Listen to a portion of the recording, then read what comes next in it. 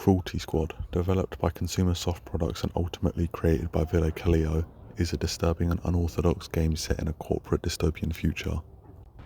From horrific death to the wackiest missions, this is Unmasking Cruelty Squad.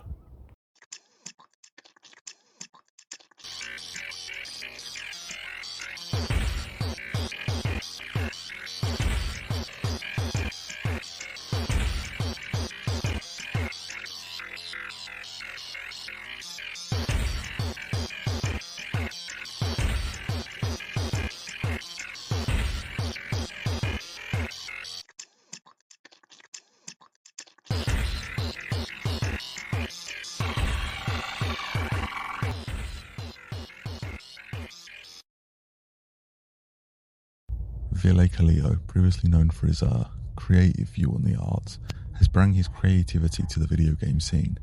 Although Cruelty Squad was his first release, it amassed over 500,000 sales, earning Ville a net income of over 6.8 million and a staggering 97% positive reviews. With such a huge boom in a fast release, you'd think every intricate detail was planned to be perfect.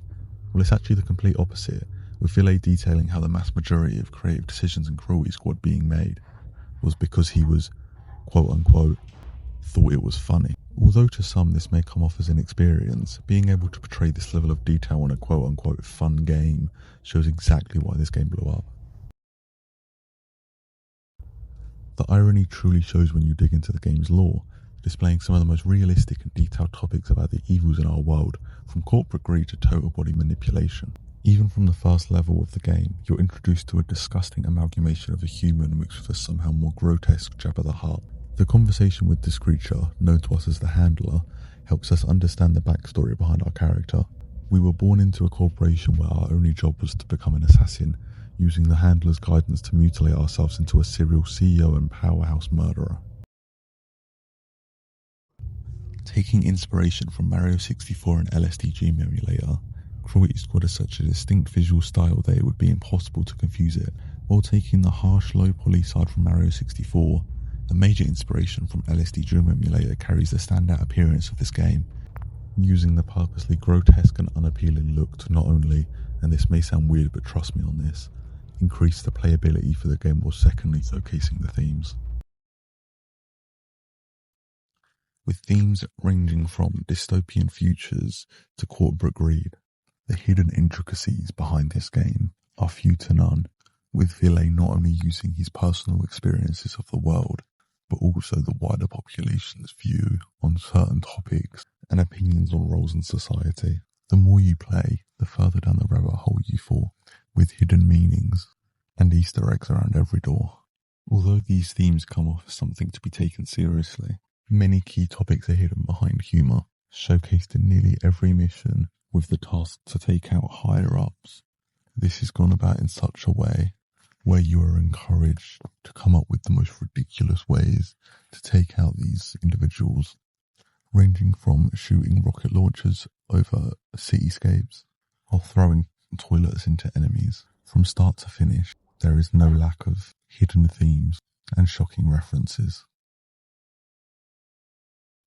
Even from day one, Cruelty Squad has always had a diverse community, from fans of dystopian shooters to the most notable and showcased audience, most commonly known from Reddit. Reddit has always been a negotiable platform, but this is made apparent when looking at the Cruelty Squad subreddit, with every post with surprisingly good artwork, with every post encompassing the appearance of Cruelty Squad, but with a slightly more questionable way of showing love for the game.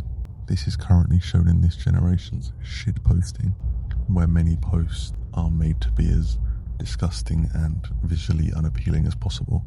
Although this might seem like the wrong way to support a game, the themes of these posts align perfectly with the game.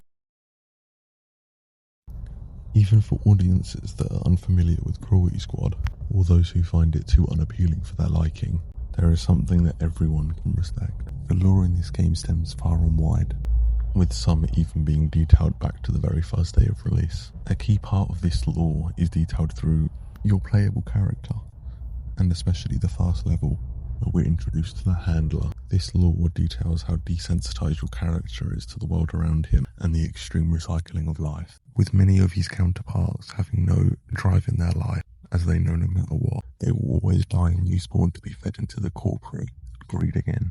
With this being such a key part of the Cruelty Squad universe, the mass majority of the population delve into ranges of physical organs, adding changes like movement speed or health increases to changing the character's appendix into a grappling hook that you can traverse the various stages of the game with. This tangles back into real everyday life where many people feel forced to change as the world around them has been tarnished by the people who inhabit it.